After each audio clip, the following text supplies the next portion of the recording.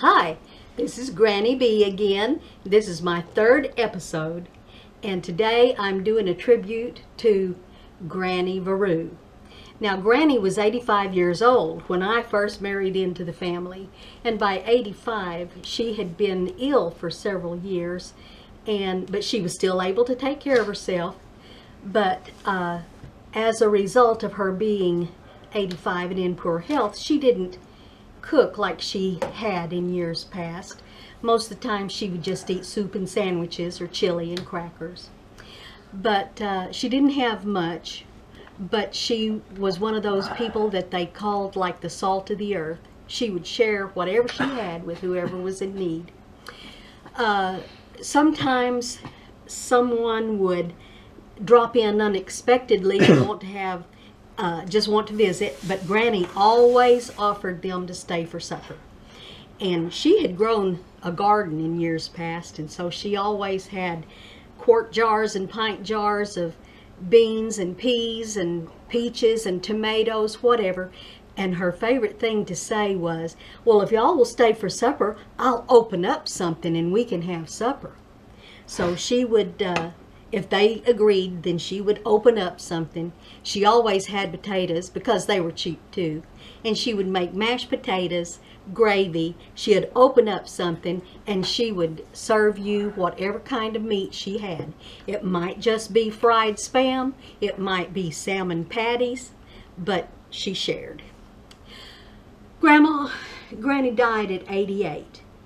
And as children do, after the funeral, they all gathered around and were telling their funniest stories or the things that was heartwarming to them, to Granny. And one of the granddaughters said the thing that she remembered the most was that Granny always made them shake and bake chicken. So today I'm going to do a meal like Granny would have done with shake and bake chicken. So I went to the store and I bought some shake and bake, and when I was reading all these ingredients, you know, these things that have such names you can't pronounce them, and one of them was even high fructose corn syrup, and right here it even says partial product may be genetically engineered, GMO. So I didn't want to do that. I like natural things if I can get natural things, so I'm going to do my own. And then, so I kept looking around for something that might be a little more user-friendly.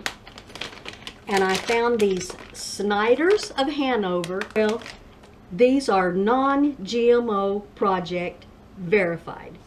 You turn it over on the back and it's just wheat and yeast and everything that you know would be a good thing. So I decided to use these Hanover pretzels. So I took a bunch of these pretzels and I just ran them through the blender.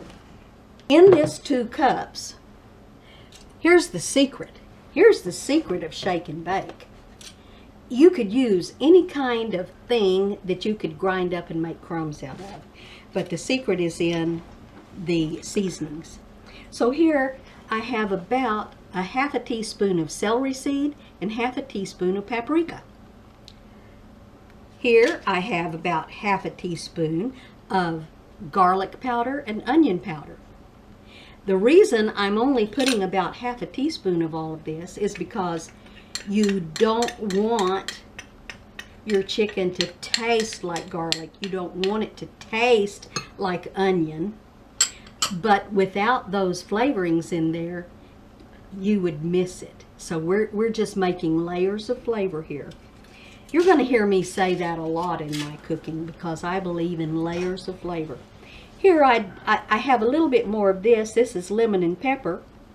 And so we're going to put a teaspoon of lemon and pepper. And then my favorite thing, one of my Granny B secrets, is the rainbow peppercorns. And we're going to give that a good couple of twists. And like my husband always says, you always say a couple, but then you just keep twisting and twisting. That's okay. We're going to stir that all up real good. We've got a shaker jar here. And I'm going to suggest that instead of dumping all of this in there, you just put a couple of tablespoons at a time. Why? Because if you don't use it all, then this is still clean and uncontaminated. You can put it in a jar, put it in the freezer, and it's good for the next time.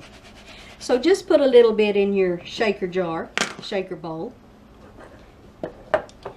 And here I've got about 3 tablespoons, big tablespoons, generous tablespoons of mayonnaise. I'm going to open a can of canned milk.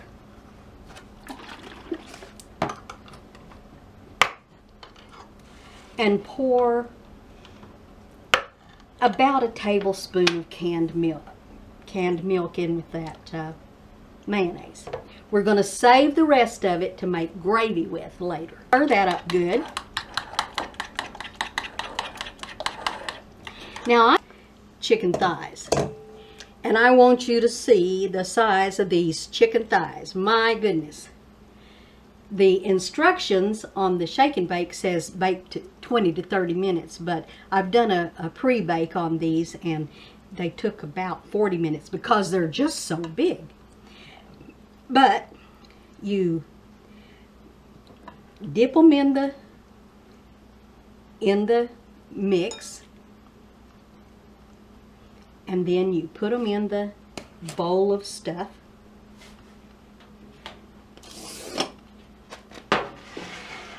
So put that chicken in there, and then you shake it. Get it well coated. And then place it on your cookie sheet. This does not have to be pre-greased or anything. Just put it on the sheet. And I'm leaving the skin on, but you can take the skin off if that's the way you prefer it. So I'm going to do this one a little different. I'm going to spoon it on, and maybe I won't make as big of a mess. And I think I need a little more of the crumbs now. And I'm going to sprinkle a few little crumbs right here where it's already weeping through a little bit. There.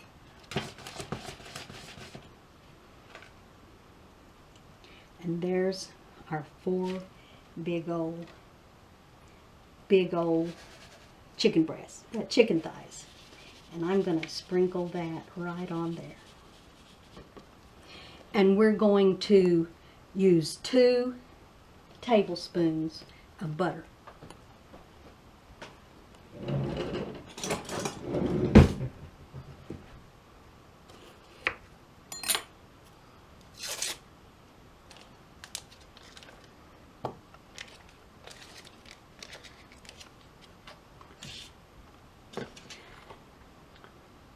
We're going to let that get good and melty.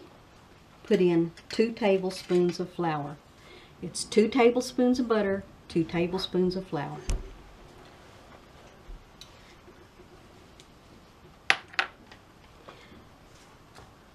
While that's getting good and browned, you brown the flour in that butter.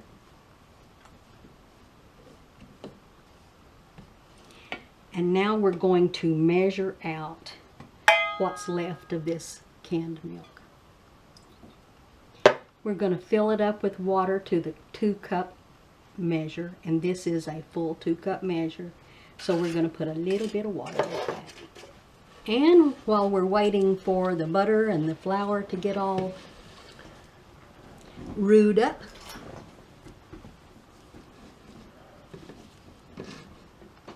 I'll go ahead and open something up.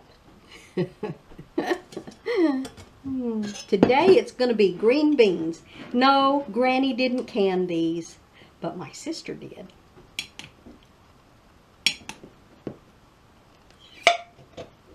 Ah, nice good ping there. We're going to put it in this pan over here. We're going to turn that burner on. And we're going to put about a tablespoon of butter in it too. You always want to warm up anything that you've canned, just in case there might be a little bacteria in it. But of course, that had such a good seal sound to it, more than likely it's fine. But here's this gravy beginning to take shape. And once it starts cooking, once the flour starts cooking, you can smell it. It smells kind of nutty, and it starts smelling real good. So you can know if your flour has been cooked by the way it smells. And I'm going to add the milk. And remember, I have to add a little bit of more water to this. So it was about this far down, so I'm going to put that much more water in it. That'll bring us up to the 2-cup level. The favorite thing, one of my own favorite stories about Granny was that her side of the family always had a big family reunion. Everyone would bring something handmade or an antique item, a family heirloom or something, and they would offer it as a silent auction. And so in memory of the silent auctions, of the family reunions, I am offering this little trinket. Now, Granny's house was full of trinkets because she never threw anything away. This is a little turkey bell. I'm going to offer this turkey bell to any one of Granny's kinfolks at silent auction. Your bid is going to be an email to me telling me your favorite story about Granny. I will compile these and make an email in response and then mail all of the stories to everyone who responds. And I will choose one of the responses and give them this turkey bell. Email me. My email address is Granny Bees Recipes. GRANNYBEES RECIPES. All one word, all small letters.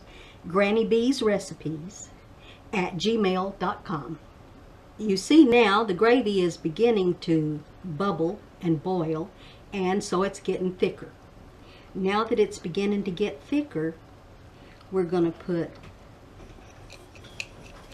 some salt and pepper. This is my own home blend salt and pepper. Of course, Granny Bees Recipes secret. I went and got me a nutmeg, and I'm just going to give it a pretty good dusting here.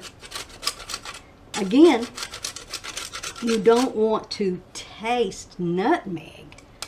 You just want that subtle flavor that it makes. What a difference. What a difference it's going to make. So we're going to stir that in. And yeah, that's getting nice and thick now. We're going to... Okay, we're back. Here's the chicken. Didn't it turn out beautiful? Here's a little dab of mashed potatoes. We're going to put a little bit of cream gravy on that. Some people wanted gravy on their chicken too. Just whatever you want to do. Green beans with butter.